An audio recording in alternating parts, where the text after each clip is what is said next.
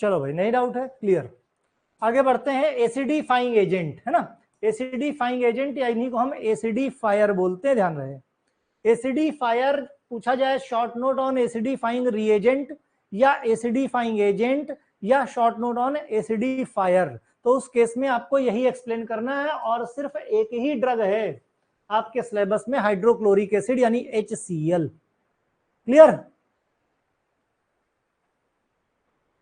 Clear. चलो भाई start करें। तो यहां पर एसिडिफाइंग एजेंट, ठीक, क्या है, एसिडिफाइंग एजेंट। उसके बाद हम बात करेंगे एडजॉर्बेंट, प्रोटेक्टिव और कैथार्टिक्स बचेगा खाली। ओके नवीन, ये चीजें जो तुमने बोली है ना, ये अगले साल फार्माकोलॉजी में तुमको इनके बारे में पढ़ने को मिलेगा खूब डिटेल में, ठीक। ये सारी चीजें फार्माकोलॉजी में तुमको खूब पढ़ने को मिलेंगी, वहां खाली तुमको ड्रग के नाम और कैटेगरी ही पढ़ने को रहेंगी। Acidifying agent, these are the drug or agent which are able to increase acidity in the GIT या body fluid। आपके शरीर के अंदर भाई HCl यानी हाइड्रोक्लोरिक एसिड होता है, ठीक है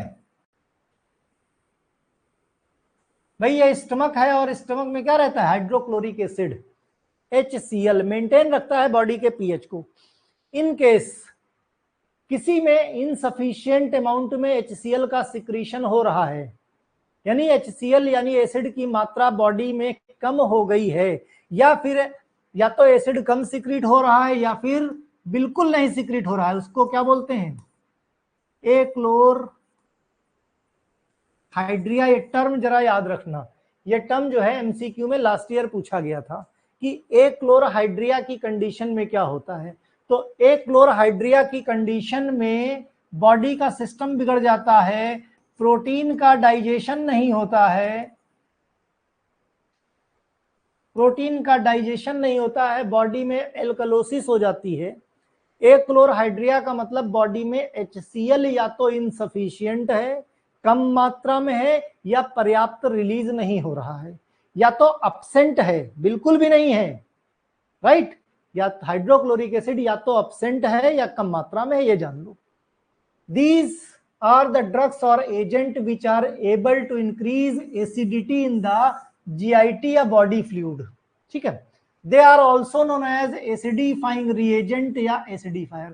ऐसे एजेंट को क्या बोलते हैं, अम्लीकारक। क्या बोलते हैं, एसिडिफाइंग एजेंट या एसिडिफायर, अम्लीकारक, जो अम्लता कॉज करें, अम्लता को जो बढ़ाएं, है ना, एसिडिफायर्स बोलते हैं, ठीक है। टाइप ऑफ एसिडिफायर की बात करें तो भाई बेसिकली 3 तरीके के। एक गैस्ट्रिक एसिडिफायर, ये क्या करते हैं, गैस्ट्रिक मतलब स्टमक, स्टमक एसिडिफायर यानी आपके पेट में एसिडिटी को वापस से रीस्टोर करते हैं। ये देने से क्या होगा, पेट के अंदर जो HCl की मात्रा कम थी वो HCl की मात्रा बराबर हो जाएगी, इसको बोलते हैं गैस्ट्रिक एसिडिफायर। दूसरे होते हैं यूरिनरी एसिडिफायर, ये यूरिन को एसिडिफाई करते हैं। कई बार भाई यूटीआई ट्रैक में यानी यूरिनरी ट्रैक्ट इन्फेक्शन हो जाता है, यूरिनरी ट्रैक्ट इन्फेक्शन हो जाता है, तो यूरिनरी ट्रैक इन्फेक्शन को ठीक करने के लिए यूरिनरी एसिडिफायर दिए जाते हैं। तीसरा आता है सिस्टमिक एसिडिफायर, इनका काम यह है कि बॉडी का अंदर ब्लड या बॉडी का जो फ्लूइड है, अगर उसमें एल्कलोसिस हो जाए यानी क्षारीयता ज्यादा हो जाए, एल्कलिनिटी ज्यादा हो जाए, तो उसको बराबर पीएच वापस से 7.45 लाने के लिए हमें सिस्टमिक एसिडिफायर की जरूरत पड़ती है। तो 3 तरीके के एसिडिफायर हैं, ठीक है। अब कुछ एसिड भाई, कुछ आर्टिफिशियल एसिड भी हैं। जैसे एसिड की बात करें, एसिड यूज्ड कहां पर यूज किया जाता है, प्रिपरेशन में, काहे में, लेबोरेटरी में, फार्मास्यूटिकल एड में। भाई कुछ भी बनाना है एसिडिक, लैब में, आपकी केमिस्ट्री लैब में आप जाओगे, किसी चीज का जो कोई चीज अगर बेसिक है उसको तुम्हें एसिडिक करना है तो क्या करोगे, उसमें एसिड मिला दोगे, चाहे HCl मिला दो, चाहे सल्फ्यूरिक एसिड मिला दो, चाहे नाइट्रिक एसिड मिला दो, कुल मिला के एसिड मिलाओगे तो वो कैसा हो जाएगा, एसिडिक हो जाएगा, ठीक है। तो एसिड होते हैं फार्मास्यूटिकल प्रोडक्ट बनाने में सहायक होते हैं। तो 3 तरीके के बेसिकली हम यहाँ पर एसिडिफायर पढ़ेंगे। गैस्ट्रिक एसिडिफायर जो पेट में एसिडिटी को मेंटेन करे, यूरिनरी एसिडिफायर जो यूटीआई ट्रैक्ट में एसिडिटी को बढ़ा दे, सिस्टमिक एसिडिफायर में जो बॉडी में ब्लड है, फ्लूइड है, उसकी एसिडिटी को मेंटेन करके रखते हैं। मींस अगर एल्कलाइन ज्यादा हो गया तो उसको न्यूट्रलाइज कर दे। बताओ भाई, इतने टॉपिक में कोई समस्या हो तो बताओ भाई। एसिडिफाइंग एजेंट और टाइप ऑफ एसिडिफायर में किसी तरह की कोई समस्या हो तो बता दो। कोई दिक्कत है? Yes, these are the drugs और agent which are able to increase acidity in the GI, है ना। बिल्कुल सिंपल है, कहीं कोई दिक्कत नहीं। ठीक है, ठीक, क्योंकि एसिडिफाइंग एजेंट क्वेश्चन पूछा जाता है, इसलिए बहुत ध्यान से समझने की कोशिश करना। एसिडिफाइंग रिएजेंट, अब एक एक करके बात करते हैं भाई। सबसे पहले क्या है भाई, 3 तरीके के एसिडिफाइंग एजेंट बताया। सबसे पहले क्या है, गैस्ट्रिक एसिडिफायर। गैस्ट्रिक एसिडिफायर को हिंदी में बोलते हैं जठर अम्लीकारक। जठर अम्लीकारक, भाई गैस्ट्रिक जूस होता है ना, जठराग्नि बोलते हैं बॉडी में, है ना। नवीन को एक्लोरहाइड्रिया कम समझ में आया, अभी बताते हैं, है ना, अभी बताते हैं, परेशान मत हो। ठीक है, यहीं पे क्लियर हो जाएगा। तो ठीक है, तो यही 3 भाई। देखो अभी तक मैंने जो चीजें बताई, यहाँ पे एसिडिफाइंग एजेंट है, ये तीनों एसिडिफायर है, इन तीनों एसिडिफायर को यहाँ पे एक्सप्लेन किया जा रहा है। गैस्ट्रिक एसिडिफायर यानी जठर अम्लीकारक, यानी पेट में आपके अगर किसी तरीके से एसिड कम हो गया है तो उसको वापस मेंटेन किया जाता है। उसको वापस मेंटेन, यानी drug use to restore temporary the acidity of stomach. Drug use की जाती है जो पेट में जो एसिडिटी है, जो एसिड है, HCl है, उसको मेंटेन किया जाए। जितना पहले था उसी तरीके से मेंटेन रहेगा। किस कंडीशन में मेंटेन करोगे भाई? एसिड ऐसे तो दिया नहीं जाता। कब दिया जाएगा? अगर आपकी बॉडी में एक्लोरहाइड्रिया हो गया। एक्लोरहाइड्रिया को क्या बोल सकते हो? या तो अब्सेंस ऑफ HCl, बॉडी में HCl है ही नहीं, या हाइपोक्लोरहाइड्रिया बोल सकते हो, यानी हाइड्रोक्लोरिक एसिड कम हो गया है। एक्लोरहाइड्रिया बोले तो ए मतलब अब्सेंट और क्लोरहाइड्रिया मतलब हाइड्रोक्लोरिक एसिड। ए मतलब अब्सेंट, यानी हाइड्रोक्लोरिक एसिड अब्सेंट है। हाइपो का मतलब होता है कम, ठीक है। हाइपो और क्लोरहाइड्रिया का मतलब HCl, ठीक। तो हाइपोक्लोरहाइड्रिया मतलब HCl कम है, एक्लोरहाइड्रिया मतलब HCl हाई नहीं है, ठीक। फिर यूरिनरी एसिडिफायर, यूरिनरी मूत्र अम्लीकारक, मतलब ये क्या करेंगे? यूरिनरी ट्रैक्ट में एसिडिटी को बढ़ा देते हैं। कई बार यूटीआई इन्फेक्शन हो जाता है ना। Render urine acid to enable treatment of certain urinary tract disorder. ये औषधियां मूत्र को अम्लीय बनाती हैं, जिससे कुछ प्रकार के मूत्र मार्ग यानी यूटीआई का उपचार संभव हो पाए। नवीन, अभी एक्लोरहाइड्रिया क्लियर हुआ तुम्हारा? एक्लोरहाइड्रिया भी क्लियर हुआ, ठीक है। तीसरा है सिस्टमिक एसिडिफायर। सिस्टमिक एसिडिफायर यानी ब्लड में एसिड मेंटेन रहे। ब्लड हमारा एक बफर का काम करता है। बफर वो होता है जिसमें थोड़ा सा एसिड या थोड़ा बेस मिलाने से उसके पीएच में कोई चेंज नहीं होता। बफर आसानी से अपना पीएच चेंज नहीं करने देता। वो चीज बफर होती है कि थोड़ा एसिड या बेस मिलाने से उसके पीएच पे फर्क नहीं पड़ता। ब्लड हमारा उसी तरीके का बफर का काम करता है। तो drug that neutralize alkaline body fluid, यानी बॉडी के अंदर जो फ्लूइड है, अगर एल्कलाइन ज्यादा हो गया तो उस प्रॉब्लम को बोलते हैं एल्कलोसिस, ठीक। तो एल्कलोसिस अगर ज्यादा हो गई, यानी एल्कलाइन क्षारीयता ज्यादा हो गई, तो उस केस में क्या करोगे? है ना, क्षारीयता अगर ज्यादा हो गई तो उस केस में क्या करोगे भाई? एसिड दोगे, है ना। क्षारीयता ब्लड में ज्यादा हो गई या ब्लड के जो फ्लूइड है उसमें बेसिक नेचर ज्यादा हो गया तो एसिड दोगे। एसिड क्या करेगा? उसको न्यूट्रलाइज कर देगा, ठीक है। अश्विनी चौरसिया, गैस्ट्रिक एसिडिफायर बेटा तुम्हारे पेट में डाइजेशन के लिए HCl होता है। HCl तुम्हारी बॉडी में जो प्रोटीन डाइजेशन होता है, उस एंजाइम जो पेप्सिन होता है उसको एक्टिव करने का काम करता है। कौन? HCl। अगर HCl की कमी हो जाएगी, HCl की कमी हो जाएगी तो उसको हम हाइपोक्लोरहाइड्रिया बोलते हैं। अगर HCl खत्म हो जाएगा तो उसको हम एक्लोरहाइड्रिया बोलते हैं। तो उस कंडीशन में बॉडी में बहुत सारे चेंजेस आ जाएंगे, तो उसको रीस्टोर करने के लिए गैस्ट्रिक एसिडिफायर दिया जाता है उसको, ताकि हमारे पेट का जो पीएच है, पेट में एसिडिटी मेंटेन रहे। पेट के अंदर एसिडिटी मेंटेन करने का काम कौन करते हैं? Gastric acidifier. अभी क्लियर हुआ? गैस्ट्रिक, यूरिनरी और सिस्टमिक एसिडिफायर तीनों क्लियर हुए कि नहीं बताओ भाई? यस, एनीवन, कोई डाउट? तीनों पॉइंट क्लियर हो गए? अभी इन तीनों में तो कोई डाउट नहीं भाई, तीन तरीके के एसिडिफाइंग एजेंट हैं और तीनों तरीके में काम एक ही करेगा, कौन? HCl, यानी तो हाइड्रोक्लोरिक एसिड। ठीक है, अब चलो भाई हाइड्रोक्लोरिक एसिड की बात करते हैं। Hydrochloric acid HCl molecular formula होता है, किससे मिलकर बना है? हाइड्रोजन और क्लोरीन से मिलकर बना है। ठीक है, हाइड्रोजन का एटॉमिक वेट कितना है? 1 होता है और क्लोरीन का 35.5 होता है। दोनों को जोड़ दिया जाएगा तो 36.5 आ जाएगा, यही हो जाएगा मॉलिक्यूलर वेट HCl का, मॉलिक्यूलर वेट हाइड्रोक्लोरिक एसिड का। क्लियर है? इसके सिनोनियम बड़े इंपॉर्टेंट हैं, म्यूरियाटिक एसिड और स्पिरिट ऑफ सॉल्ट। कई बार एग्जाम में क्वेश्चन पूछा गया है, short note on spirit of salt. तो ये दोनों जो सिनोनियम हैं ये HCl के सिनोनियम है। किसके हैं? HCl के सिनोनियम है। Muriatic, short note on muriatic acid नहीं याद रहेगा तो खोपड़ी खुजलाओगे, अरे यार HCl पढ़ा था, ये म्यूरियाटिक एसिड और स्पिरिट ऑफ सॉल्ट कहां से आ गया? राइट, तो ये सिनोनियम बड़े इंपॉर्टेंट हैं। अगर प्रिपरेशन की बात की जाए कैसे बनेगा, तो ध्यान रहे सोडियम क्लोराइड की रिएक्शन हाइड्रोजन सल्फेट के साथ कराते हैं तो क्या बना लेता है? सोडियम बाइसल्फेट और हाइड्रोक्लोरिक एसिड बना लेते हैं। क्या बना लेते हैं? Hydrochloric acid. देखो सिंथेसिस हो गई, फिर और बनाओ भाई, सोडियम बाइसल्फेट या सोडियम हाइड्रोजन सल्फेट की रिएक्शन फिर सोडियम क्लोराइड के साथ करा दो।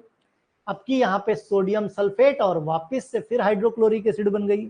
तो कुल मिला के ये सिंथेसिस है काहे कि हाइड्रोक्लोरिक एसिड की, HCl बनाने की विधि, या और सिंपल तरीके से अंडर प्रेशर हाइड्रोजन और क्लोरीन को अगर कंबाइन कर दिया जाए तो फिर हाइड्रोक्लोरिक एसिड बन गया। तो इस तरीके से प्रिपरेशन होती। प्रिपरेशन याद रहे, है ना?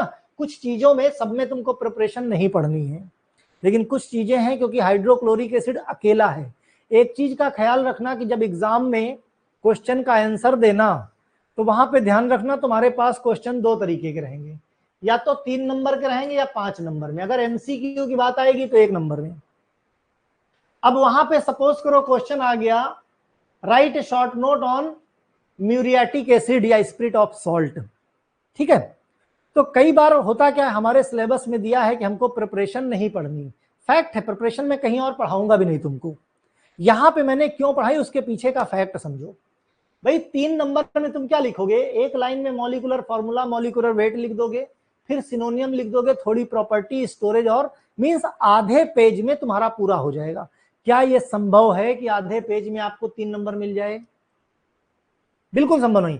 अगर ऐसा क्वेश्चन आ जाए, right short note on muriatic acid या स्पिरिट ऑफ सॉल्ट या डाइल्यूट हाइड्रोक्लोरिक एसिड, तो उस केस में तुमको सबसे पहले डिफाइन करना पड़ेगा एसिडिफाइंग एजेंट क्या होते हैं।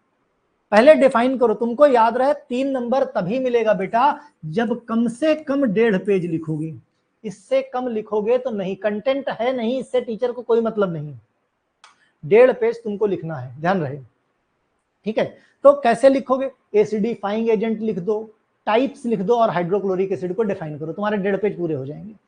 क्लियर? मैं खुद यूपीबीटी का टीचर, यूपीबीटी की कॉपियां चेक करता हूँ, 1000-1200 कॉपियां तो हर सत्र में चेक करते ही करता हूँ। बहुत समय नहीं दे पाता हूँ, लेकिन 1000-1500 कॉपियां मैं चेक करता हूँ।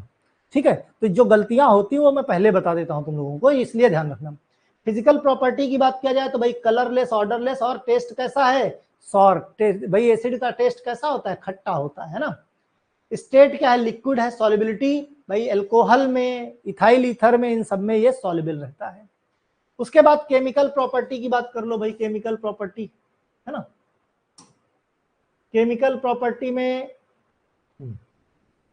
सिंपल 1-2 प्रॉपर्टी याद कर लो। HCl के बारे में बात करो, HCl की रिएक्शन अमोनिया के साथ करा दो। ये तुम्हारा HCl हाइड्रोक्लोरिक एसिड हो गया, ये तुम्हारा अमोनिया हो गया। अमोनिया के साथ रिएक्शन कराओगे तो क्या बना लेगा? अमोनियम क्लोराइड बना लेगा। क्या बनाएगा? अमोनियम क्लोराइड बना लेगा। ठीक है, वहीं HCl को 300 डिग्री सेल्सियस पे गर्म कर दो तो ये अपने एलिमेंट में टूट जाएगा। काहे से मिलकर बना है? हाइड्रोजन और क्लोरीन से। ठीक है, HCl की रिएक्शन सोडियम कार्बोनेट से करा लो तो फिर ये अपने एलिमेंट में सोडियम क्लोराइड, वाटर और कार्बन डाइऑक्साइड में ब्रेक हो जाता है। ये क्या है? Sodium chloride. Sodium chloride. ये क्या है? सोडियम कार्बोनेट है भाई, सोडियम कार्बोनेट। अगर तीनों नहीं याद होती तो कोई एक भी याद कर लोगे तो काम चल जाएगा। ठीक है, स्टोरेज हमने आपको बताया, स्टोरेज कैसा है? सबका universal storage. It should be stored in well close container, है ना, और container should be light resistant. Use की बात करें तो भाई गैस्ट्रिक क्लोरहाइड्रिया के ट्रीटमेंट में, यानी पेट में अगर एसिड कम है तो एसिड की मात्रा को ये बढ़ा देते हैं। ठीक है, फार्मास्यूटिकल एड में एसिडिफाइंग एजेंट की जरूरत पड़ती है फार्मास्यूटिकल मैन्युफैक्चरिंग कंपनीज में। गैस्ट्रिक एसिडिफायर, अगर HCl का लेवल कम हो जाए बॉडी में या बॉडी फ्लूइड में तो हम गैस्ट्रिक एसिडिफायर देते हैं। एक्सटर्नली किसी सॉल्वेंट में को अगर एसिडिक बनाना है तो वहां देते हैं। अब बात आती है काहे कि brand name. Brand name market में किस नाम से ये मिल सकता है? तो एपोहाइड्रो और हाइड्रोक्लोरेट और ओरेटिक, ये कुछ ब्रांड नेम है जिस नाम से ये मार्केट में अवेलेबल है। याद रहे ब्रांड नेम पे क्वेश्चन अलग से बनता है। Pharmaceutical preparation 0.1 normal HCl solution market में अवेलेबल है। हाइड्रोक्लोरिक एसिड का प्लेन सॉल्यूशन भी as per Indian pharmacopoeia market में अवेलेबल है। भाई ये क्या रहा? Acidifying agent. अगला पॉइंट तुम्हारा आता है adsorbent and protectives. Adsorbent and protective, बताओ भाई, शुरू करें एडजॉर्बेंट प्रोटेक्टिव?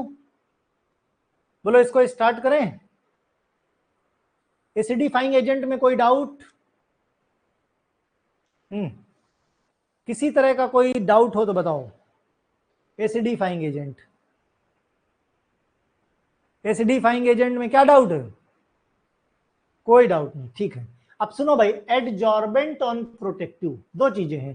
देखो, एडजॉर्बेंट क्या होता है? जो अपनी ही सरफेस पे सब कुछ रख ले, इसके अंदर कुछ नहीं आ सकता, है ना, इसके अंदर कुछ नहीं आ सकता, वो जो कुछ रहेगा वो सब सरफेस पे रहेगा। इसी को बोलते हैं एडजॉर्बेंट। टॉक्सिन वगैरह, कोई जहर वगैरह खा ले तो एडजॉर्बेंट दे दिया जाता है। ठीक है, एडजॉर्बेंट क्या होते हैं? These are the substance that can adsorb यानी अटैच, जैसे गैस हो गया, टॉक्सिन हो गया, पॉइजन हो गया, बैक्टीरिया हो गया।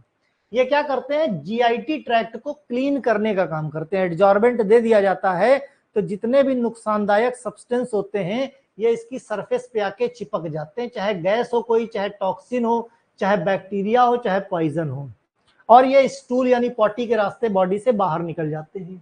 ठीक, ये ऐसे पदार्थ हैं जो गैस, विष, जहर, बैक्टीरिया को अपनी सतह पर शोषित करके GIT को हानिकारक पदार्थों से मुक्त करते हैं। ये एडजॉर्बेंट हुआ।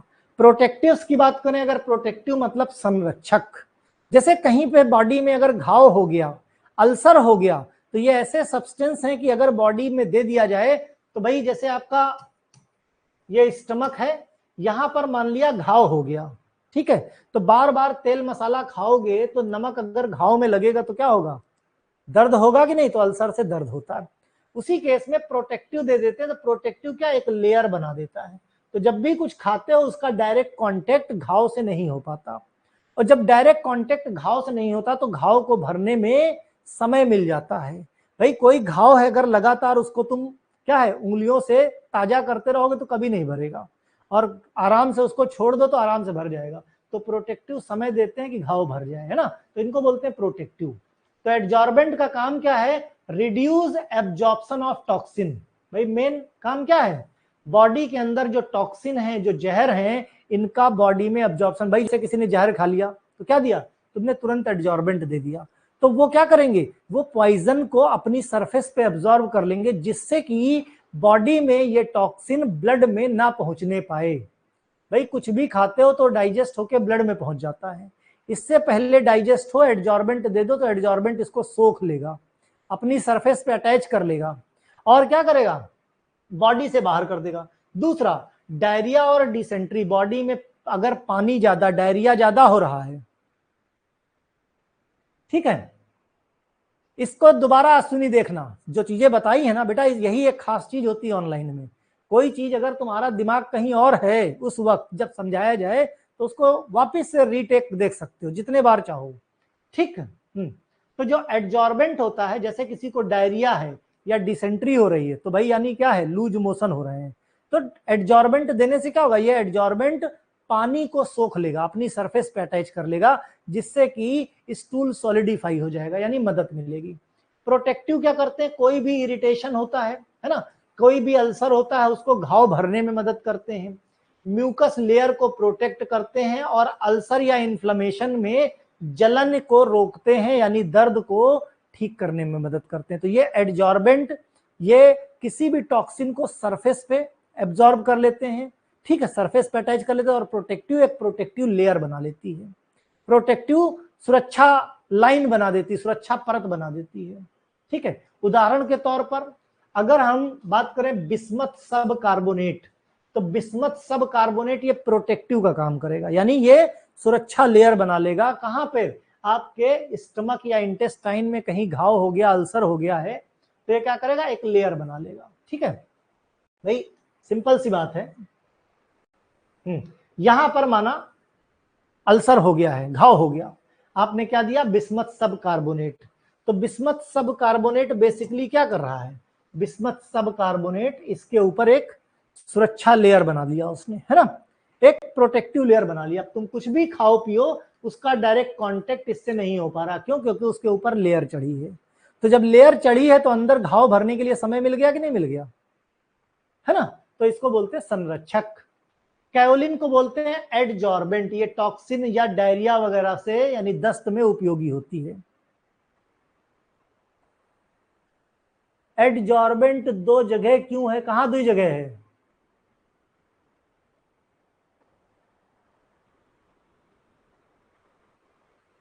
यहीं पे सब कुछ बता दें कि आगे बढ़े, यहीं पे सब कुछ बता दें कि आगे बढ़े, ठीक है, अभी डिटेल में पढ़ाया जाएगा, काहे परेशान हो। चलो भाई, बिस्मथ सब कार्बोनेट पे आ जाओ पहले, है ना। बिस्मथ सब कार्बोनेट, तुम्हारा बिस्मथ सब कार्बोनेट मॉलिक्यूलर फार्मूला क्या हो गया भाई, BiO का होल ट्वाइस और CO3, ठीक, ये क्या है, केमिकल फॉर्मूला है। अब मॉलिक्यूलर वेट निकाल लो भाई, मॉलिक्यूलर वेट निकालो, बिस्मथ, ऑक्सीजन और कार्बन, बिस्मथ कितने हैं भाई, बिस्मथ का कितना होता है 209, बिस्मथ का एटॉमिक मास कितना होता है 209 होता है, ठीक है, 208.97 या 98 समथिंग कुछ जगह होता है, हम राउंड फिगर में 209 मानते। कितने बिस्मथ हैं, दो हैं भाई। इसको करोगे तो क्या होगा, इसको अगर और ओपन करो तो किस तरह लिख सकते हो, Bi2O2CO3, और क्या कर सकते हो, Bi2CO5। बताओ भाई, इन तरीकों से लिखा जा सकता है कि नहीं, BiO होल ट्वाइस कार्बोनेट या Bi2CO5 या Bi2O2CO3, है ना, क्लियर। तो भाई ऑक्सीजन कितने हैं, ऑक्सीजन कितना होता है 16, ऑक्सीजन कितने हैं 5, कार्बन कितना होता है एटॉमिक मास 12, कितने कार्बन भाई 1। अब निकाल लो हिसाब किताब, कितना आ जाएगा, लगभग लगभग कितना आएगा 510 आ जाएगा तुम्हारा, कितना आएगा 510 आ जाएगा। बताओ भाई,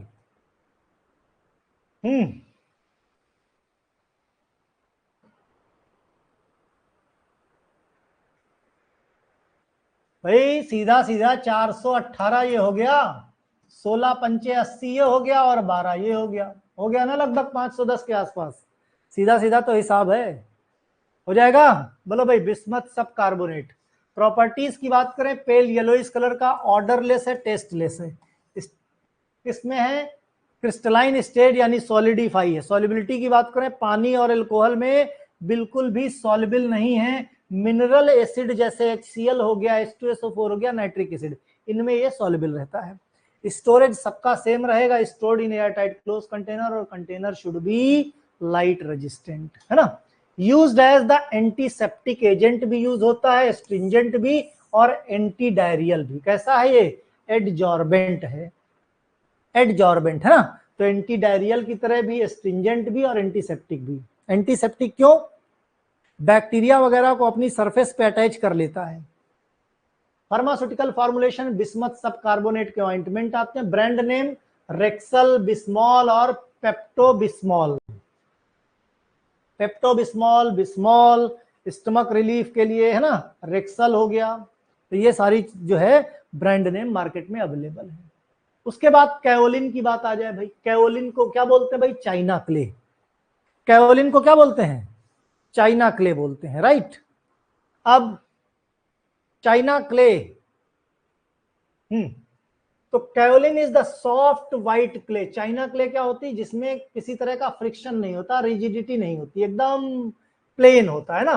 व्हाइट क्ले या हाइड्रस एल्यूमिनियम सल्फेट, ये क्या है? सिलिकेट। ये क्या है? Aluminium silicate. और ये कैसा है? हाइड्रेटेड है। ग्रेनाइट या इंडिजिनस फेल्सपार रॉक कहां से मिलता है भाई? फेल्सपार रॉक से मिलता है, मॉइस्ट, हॉट मॉइस्ट क्लाइमेट में। चाइना क्ले मार्केट में अवेलेबल होती है, एकदम चिकनी सी। भाई जो हमारे यहाँ की मिट्टी होती है उसको जैसे दो हाथों के बीच में रखोगे तो खुरदुरी से रहेगी, और चाइना क्ले एकदम सॉफ्ट रहेगी, है ना। तो ब्रांड नेम क्या है? कैओमिक्स या कैओलिन पैक्टिन। कैओलिन का मिक्सचर, कैओलिन पैक्टिन, ये सब क्या है? ये सब एडजॉर्बेंट का काम करते हैं, माइल्ड डायरिया वगैरह अगर है, ठीक है। कलर कैसा है? व्हाइट कलर है, ऑर्डरलेस है, क्ले लाइक यानी मिट्टी की तरह का होता है। सॉल्युबिलिटी की बात करें तो पानी में घुलनशीलता बिल्कुल नहीं है। सॉल्युबल होता है सोडियम हाइड्रोक्साइड, पोटेशियम हाइड्रोक्साइड यानी एल्कली हाइड्रोक्साइड में। ग्रिटी पार्टिकल बिल्कुल नहीं होते। ग्रिटी पार्टिकल मतलब छोटे छोटे टुकड़े। Stored in airtight close container, और कंटेनर कैसा है? शुड बी लाइट रेजिस्टेंट, ठीक है। यूज प्रोटेक्टिव एडजॉर्बेंट दोनों तरीके से, किसी को फूड पॉइजनिंग हो जाए, डस्टिंग पाउडर की तरह भी कहीं घाव वगैरह होता है यूज कर लेते हैं, किसी की बॉडी में एल्कलॉइड की पॉइजनिंग हो जाए तो वहां पर भी इसका इस्तेमाल करते हैं, ये एब्जॉर्ब कर लेता है एल्कलॉइड को। फार्मास्यूटिकल फॉर्मुलेशन की बात करें तो कैओलिन का सॉल्यूशन आता है एज पर इंडियन फार्माकोपिया, ठीक है। अब दो तरीके का कैओलिन भी मार्केट में अवेलेबल है, एक लाइट कैओलिन, एक हैवी कैओलिन। जो लाइट कैओलिन होता है वो नेटिव हाइड्रेटेड एल्यूमिनियम सिलिकेट होता है, फ्री फ्रॉम इम्प्योरिटीज, मींस इसको ट्रीट किया जाता है, प्यूरिफाई किया जाता है, इसमें इम्प्योरिटीज नहीं होती हैं, राइट, और ड्राई करके स्टोर कर लिया जाता है। ये जो हैवी कैओलिन होता है प्यूरिफाइड नेचुरल हाइड्रेटेड सिलिकेट होता है, इसके कंपोजिशन बहुत वेरिएबल होते हैं, मींस ये इसको प्यूरिफाई नहीं किया जाता, ये रॉ मटेरियल मींस नेचुरल तरीके से ही प्यूरिफाई किया जाता है, और ये प्रोसेस्ड होता है। लाइट कैओलिन प्रोसेस्ड होता है तुम्हारा। लाइट या एक प्राकृतिक हाइड्रेटेड कैओलिन होता है जिसमें अधिकांश अशुद्धियों को इल्यूट्रेशन द्वारा दूर कर दिया जाता है। हैवी कैओलिन में यह काम नहीं किया जाता। तो दो तरीके के कैओलिन है, लाइट कैओलिन और हैवी कैओलिन। ये भी एमसीक्यू में पूछा गया क्वेश्चन है तुम्हारा, ठीक। उसके बाद अगला पॉइंट आता है तुम्हारा कैथार्टिक्स। कैथार्टिक्स आज सिर्फ इसलिए नहीं पढ़ाऊंगा क्योंकि कैथार्टिक्स के साथ साथ कुछ मल्टीपल चॉइस क्वेश्चन कराने हैं, कैथार्टिक्स के साथ साथ कुछ एमसीक्यू कराने, इसलिए कैथार्टिक्स को छोड़ दूंगा। तो कल कैथार्टिक्स खत्म करूंगा। कैथार्टिक्स के साथ साथ तुम्हारा एसिडिफाइंग एजेंट हो गया, तुम्हारा एंट एसिड हो गया और हेमेटेनिक्स हो गया। ये तीन टॉपिक के एमसीक्यू साथ में कराए जाएंगे। उसके बाद तुम्हारा टॉपिकल एजेंट शुरू होगा। उसके बाद तुम्हारा टॉपिकल एजेंट, क्योंकि एक साथ अगर सबके एमसीक्यू कराऊंगा ना तो दो तीन लेक्चर एमसीक्यू में चले जाएंगे, इसलिए पार्ट टू पार्ट अभी तुम लोगों ने पढ़ा, इसके एमसीक्यू करवा दूंगा तो तुमको टॉपिक याद रहेगा। तो कल तुमको क्या करना है, एंट एसिड हो गया तुम्हारा, एसिडिफाइंग एजेंट हो गया, राइट, और हेमेटेनिक्स पढ़ के आना है। इतने टॉपिक पढ़ के आओ ताकि यहाँ पे जब एमसीक्यू कराया जाए तो तुमको चीजें याद हो जाए, रिकॉल हो जाएंगी, तो तुम्हें इंप्लीमेंटेशन आ जाएगा कि किस किस चीज में इंप्लीमेंट कर सकते हो, कैसे इसको सॉल्व किया जा सकता है, ठीक है। पढ़ते रहो, दोस्तों को शेयर करते रहो, कोई भी समस्या हो अश्विनी दोबारा से उसको एक बार देखना, अगर कहीं कोई डाउट होता है तो कल क्लास शुरू होने के पहले ही अपने सारे डाउट लिख देना, वो सारे डाउट क्लियर करवा दूंगा, ठीक है। उसके बाद टॉपिक आगे बढ़ेगा। चलो भाई, बाय बाय।